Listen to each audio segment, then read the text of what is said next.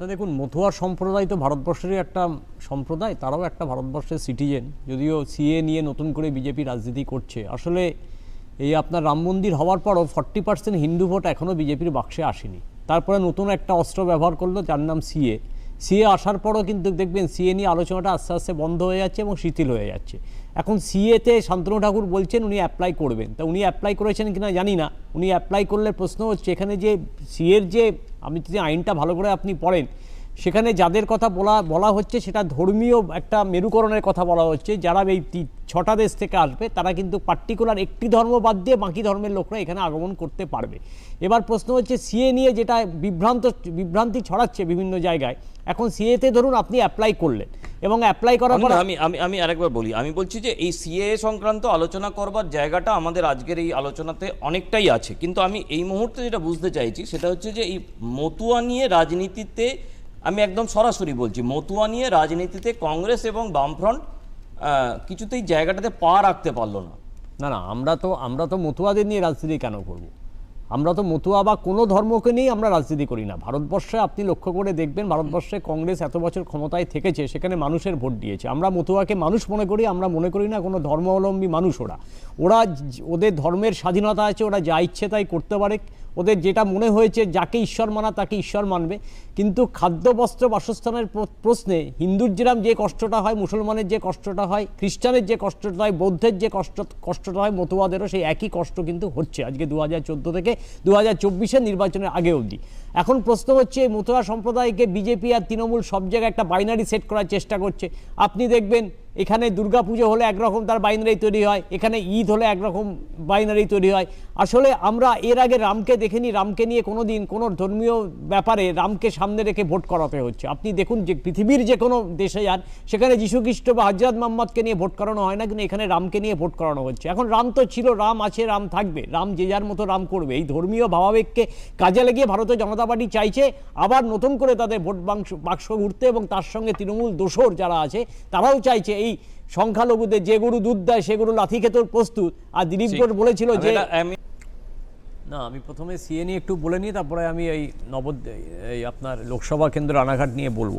তো এখন প্রশ্ন হচ্ছে, প্রদীপ তো বলছিল না রাইজ অফ দ্য রেস্ট, খুব মানে বড় বড় কথা, ইংরেজিটা অতটা আমি জানি না ভালো। তো রাইজ অফ দ্য রেস্টের মধ্যে ওই চাকরি প্রার্থী যেগুলো বসে আছে সেগুলো রাইজ অফ দ্য রেস্টের মধ্যে পড়ে না। দে আর নট দ্য রেস্ট। হ্যাঁ, দে আর নট দ্য রেস্ট। হ্যাঁ, কারণ ওরা পার্থ চট্টোপাধ্যায়কে টাকা দেয়নি, ওরা ববি হাকিমকে টাকা দেয়নি, ওরা অরূপ বিশ্বাসকে টাকা দেয়নি, তাই ওরা রাইজ অফ দ্য রেস্টের মধ্যে পড়ে না। এক, আর দিদি বলছিলেন একটু আগে যে সেকুলার ভারতবর্ষ, আমরাও তো বলছি সেকুলার ভারতবর্ষ সেকুলার। প্রশ্ন হচ্ছে এই সিএ একটা অদ্ভুত আইন তৈরি করেছে। আপনি জানেন নিশ্চয়ই প্রসেনজিৎ বাবু, আপনি অনেক দিনের অভিজ্ঞ সাংবাদিক, একটা আরটিআই হয়েছিল। আরটিআই জিজ্ঞেস করা হয়েছিল যে নরেন্দ্র মোদী কি ভারতবর্ষের নাগরিক?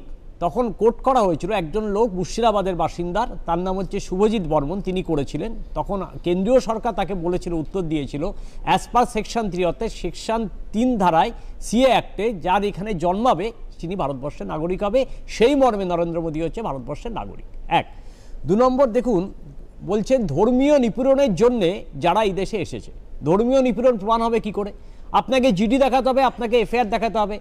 আপনাকে জিডি এফআইআর না দেখাতে পারলে আপনি ধর্মীয় নিপীড়নের শিকার মুখে বললে আপনার তো একটা ডকুমেন্টারি এভিডেন্স দরকার। ডকুমেন্টস এভিডেন্স না হলে তো হবে না। আপনার পকেট বাড়ি হয়ে গেল, আপনি গিয়ে বললেন যে আমি জিডি করবো না, আমি মুখে বলছি, তাহলে কোর্ট সেটা নেবে কি? এক। 2 নম্বর হচ্ছে দেখুন, বলছে এই সিএতে যে আপনাকে পোর্টালে অ্যাপ্লাই করতে হবে। পোর্টালে অ্যাপ্লাই করার সময় কি করতে হবে না, বাংলাদেশ, আফগানিস্তান, পাকিস্তানের ডকুমেন্টস দেখাতে হবে। জমির দলিল শিডিউল A1, 1A, 1B, 1Cতে বলা আছে জমির দলিল, ম্যারেজ সার্টিফিকেট, বার্থ সার্টিফিকেট বা পূর্বপুরুষদের কোনো বার্থ সার্টিফিকেট।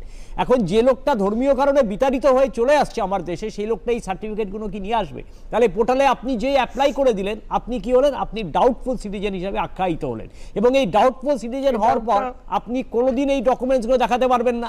যখনই আপনি এই ডকুমেন্টসগুলো দেখাতে পারবেন না, আপনার স্থান হবে কোথায়? যেটা আসামে হয়েছিল, 40 লক্ষ হিন্দু বাঙালিকে লকআপে রেখে দেওয়া হয়েছিল, আপনাকে লকআপে পাঠিয়ে দেওয়া হবে। তার কারণ হচ্ছে আপনাকে যে পুশব্যাক করবে, এই বাংলাদেশ, আফগানিস্তান এবং পাকিস্তানে যে আপনাকে পুশব্যাক করবে বা আপনাকে যে ওখানে পাঠাবে, তার জন্য কোনো দ্বিপাক্ষিক চুক্তি কিন্তু ভারতবর্ষের সাথে হয়নি যে আপনাকে পুশব্যাক করতে পারবে বাংলাদেশ, আফগানিস্তান, পাকিস্তান। অমিত শাহ বা নরেন্দ্র মোদী এরা কিন্তু কোনো দ্বিপাক্ষিক চুক্তি করেনি। 2 নম্বর আমি আপনাকে বলি, আচ্ছা ভুটানের বুদ্ধিস্টরা কি দোষ করেছিল আমি জানি না। মায়ানমারের খ্রিস্টানরা কি দোষ করেছে আমি জানি না, শ্রীলঙ্কার তামিল হিন্দুরা কি দোষ করেছে আমি জানি না, তাহলে এই তিনটে দেশকে কেন বাছা হয়েছে, এর পেছনে কি যুক্তি আছে?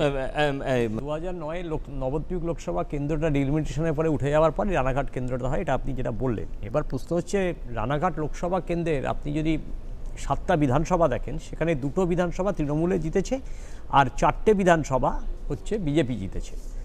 এখন প্রশ্ন হচ্ছে 5টাই জিতেছিল, এখন একটা খালি হয়েছে বলে তাই। হ্যাঁ, আর এই প্রদীপ্ত বাবু যে একটু আগে বলছেন না রিজাইন দিয়েছে, রিজাইন দিলে আমি একটা চিঠি দিলাম, আনটিল অ্যান্ড আনলেস চিঠিটা যতক্ষণ না অ্যাকসেপ্ট হচ্ছে বা স্পিকার গ্রহণ করছে ততক্ষণ না সেই রেজিগনেশনে কোনো দাম নেই, এটা রেখে দেওয়া হয়েছে। যদি হেরে গিয়ে থাকেন তাহলে উনি দাঁড়াবেন। তো এখন এক নম্বর হচ্ছে কথা আছে এখানে যে আপনি অ্যাসেম্বলির ভেতরে বিজেপি আর বাইরে গেলে আপনি তৃণমূল। হ্যাঁ, এইটা ওদের স্পিকার চালু করেছে। এবার আমি বলি যে দেখুন, এখানে আলাদা করে তো লড়াই হচ্ছে, অলোকেশ দাস লড়ছে, এবং আপনি যদি দেখেন যে 2014 সালে ওইখানে কিন্তু এআইটিসি মানে অল ইন্ডিয়া এখন নেই, যদিও এখন লোকাল পার্টি হয়ে গেছে, তৃণমূল কংগ্রেস ওইখানে ফার্স্ট হয়েছিল, সেকেন্ড কিন্তু সিপিএম হয়েছিল, এবং ভোটের রেশিও যদি আপনি দেখেন সেখানে তাপস মণ্ডল যেতে 2014 সালে ভোট পেয়েছিল 5,90,000 এবং সিপিআইএমের অর্চনা বিশ্বাস তিনি জেতেন হচ্ছে 3,88,000। অতএব 2014 যে নির্বাচন হয়েছিল বা 2019-এর যে নির্বাচন হয়েছিল বা 2024-এ যে নির্বাচন হবে, প্রত্যেকটা কিন্তু প্রেক্ষিত আর প্রেক্ষাপট কিন্তু আলাদা হয়। আপনার মনে আছে 2004 সালে যখন ইলেকশন হচ্ছিল তখন শাইনিং ইন্ডিয়া বলে একটা কথা হয়েছিল, ইন্ডিয়া শাইনিং, আপনার অটল বিহারী বাজপেয়ী স্লোগান ছিল। তো আমরা কি দেখলাম, সবাই ভেবেছিল ভারতীয় জনতা পার্টি ওখানে জিতবে এবং ভারতীয় জনতা পার্টি এখানে আসছে, কিন্তু আমরা দেখলাম জাতীয় কংগ্রেসের নেতৃত্বে 2004 সালে সরকার গড়া হলো এবং কুণাল ঘোষ ওদের তৃণমূল কংগ্রেসের সাধারণ সম্পাদক এবং আপনার মুখপাত্র, তিনি কি বলেছেন, মুখপাত্র নয়, সাধারণ সম্পাদক মানে যথেষ্ট বড় পদ একটা দলের সাধারণ সম্পাদক, তিনি কি বলেছেন যে একমাত্র উত্তর কলকাতায় বিজেপির আর তৃণমূলের একটাই প্রার্থী আছে, বিজেপি যিনি সুদীপ বন্দ্যোপাধ্যায়কে উনি বিজেপির প্রার্থীও বলছেন এবং বড় শাহজাহান বলছে, আবার তাপস রায়কেও বিজেপির প্রার্থী বলছেন। আসলে লড়াইটা এখানে একমাত্র ভারতীয় জনতা পার্টির সাথে বাম কংগ্রেস লড়াই করছে, কারণ এই তৃণমূলের প্রার্থী জেতার পর আপনি দেখেছেন এর আগে বিশ্বজিৎ দাস কোথাকার বিধায়ক ছিলেন, কার এমপি হয়েছেন আপনি জানেন, এর আগে রায়গঞ্জের কে দাঁড়িয়েছেন, কোথাকার বিধায়ক সেটাই জানেন। আসলে এখানে তৃণমূল বিজেপির সঙ্গে লড়াই করছে না, কেন বিভিন্ন ইস্যুতে আমরা দেখেছি তারা বিজেপির হাতকেই শক্ত করেছে। লড়াইটা হচ্ছে অলোকেশ দাস ভার্সেস জগন্নাথ সরকার, আর জগন্নাথ সরকার ওখানকার গ্রাউন্ড রিয়েলিটি যা বলছে, জগন্নাথ সরকার ওইখানে কম দেখেছেন, দিল্লিতে বেশি দেখেছেন। তার ওইখানকার মানুষ, রানাঘাটের মানুষ, তারা 2021-এর বিধানসভায় ভোট দিয়েছিল মানেই 2024-এর বিধানসভার প্রেক্ষিতে একই ভোট দেওয়া হবে তা হয় না। তাহলে 2019-এর লোকসভায় যেখানে বিজেপি সিট পায় সেই পার্সেন্টেজ যদি দেখেন তাহলে কিন্তু বিজেপি এখানে 100 ক্রস করে, কিন্তু 77-এ গিয়ে আটকে যায়। অতএব প্রত্যেকটা ভোট আলাদা প্রেক্ষিত এবং আলাদা প্রেক্ষাপটের উপরে হয় এবং আলাদা তার পারসেপশন থাকে, এবং এখানে জগন্নাথ সরকারের বিরুদ্ধে আমাদের যে অলোকেশ দাস আমাদের জোটের প্রার্থী তার সঙ্গে লড়াই হবে, এখানে তৃণমূল দাগ কাটতে পারবে না। বলিনি, আপনি কথাটার ব্যাখ্যাটা অন্য করলেন, আমি বলেছি তার কাছে অপশান খুলে রাখতে হবে। এবার প্রতি বছর তাঁত শিল্পের জন্য বাজেট কমাচ্ছে, আপনি দেখেছেন 100 দিনের কাজে কেন্দ্রীয় সরকার বাজেট কমিয়েছে, এবং আজকে এই যে কৃষকের নিয়ে আপনি এতগুলো কথা বললেন, সেখানে এমএসপিকে আইনের অধিকার কংগ্রেস তার এই 2024-এর ইস্তাহারে দিয়েছে, এবং আপনি জানেন দুবার কৃষি ঋণ মুকুব হয়েছিল, একবার ডক্টর মনমোহন সিংয়ের আমলে, একবার রাজীব গান্ধীর আমলে। কৃষকরা ঋণ নিয়ে পাগল, মাথা খারাপ হয়ে যাচ্ছে, তারা ঋণ পরিশোধ করতে পারছে না, আত্মহত্যা করছে। প্রতিদিন ভারতবর্ষের বুকে একদিন অন্তর একদিন কেন একটা করে কৃষক আত্মহত্যা করবে? আপনি দেখেছেন কিভাবে কৃষি বিলকে কার্যকরী করার চেষ্টা করেছে স্বৈরাচারী এই কেন্দ্রীয় সরকার, এবং তার বিরুদ্ধে আন্দোলনও দেখেছেন আপনি। এবং কৃষকদের প্রতি যদি তার সত্যি ভালোবাসা থাকতো, ভালোবাসা থেকে থাকতো, তাহলে ওই আমরা দেখেছি দিল্লির রাজপথে পেরেক পুঁতে দেওয়া হয়েছিল, কৃষকরা যখন রাস্তা দিয়ে হাঁটছেন তখন তাদের পায়ের তলা দিয়ে রক্ত বেরোচ্ছে, এবং বাংলার মাটি এবং ভারতবর্ষের মাটি পবিত্র হচ্ছে তাদের এই কৃষকদের রক্তে। এবং আমরা আরও দেখেছি যে কৃষি ঋণ প্রতিদিন ঊর্ধ্বগমী হচ্ছে এবং 60% কৃষি ঋণ বেড়েছে। তাহলে কৃষকদের কথা তো নরেন্দ্র মোদী সরকার ভাবেনি, ভেবেছে কার কথা? বা ভেবেছে 2-3টে শিল্পপতির কথা। আমি অর্চনাদি বলার সময়, আপনার বলার সময় বলছি না ভাই। আচ্ছা, এবার প্রশ্ন হচ্ছে, দেখুন এই রাজ্য সরকার আর কেন্দ্রীয় সরকার শুধু বঞ্চনার শিক্ষা দিয়ে গেছেন, কিভাবে বঞ্চনা করতে হবে। ভোট আসলে কেন আজকে এই রাজবংশী তারপরে মতুয়াদের কথা মনে হয়? আজকে কেন্দ্রের যিনি আজকে বিজেপির ভারতীয় জনতা পার্টির রাজ্যসভার মেম্বার, তিনি বলেছেন যে রাজবংশীদের জন্য ভারতীয় জনতা পার্টি কিচ্ছু করেনি এবং নারায়ণী সেনার কথা কিচ্ছু বলেনি।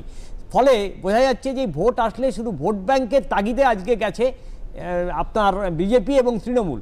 এবং তৃণমূল কংগ্রেস তাঁত শিল্পদের জন্য এত কাজ করেছে, এত বরাদ্দ বাড়িয়েছে, যার জন্য 2021 সালে 7টা বিধানসভার মধ্যে 2টো বিধানসভা যেতে আর 5টা বিধানসভা হারে, এবং 2019-এ সেই জগন্নাথ সরকার 2 লক্ষ ভোটে যেতে তৃণমূলকে হারিয়ে। যদি সত্যি কেউ কাজ করে থাকতো তাদের জন্য, খাদি গ্রামোদ্যোগের জন্য, সেটা একমাত্র কংগ্রেস সরকার করেছে।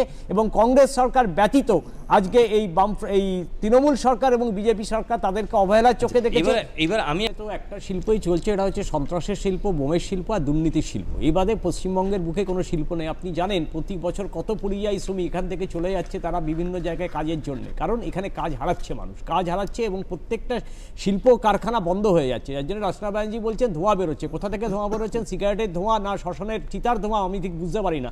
আসলে মুশকিল হচ্ছে যে ভারতীয় জনতা পার্টি আর তৃণমূল দুজনে যে RSS এর যে পলিসি, সেই পলিসিটাকে এখানে এক্সিকিউট করছে। অর্চনা দেবী, অনলাইন।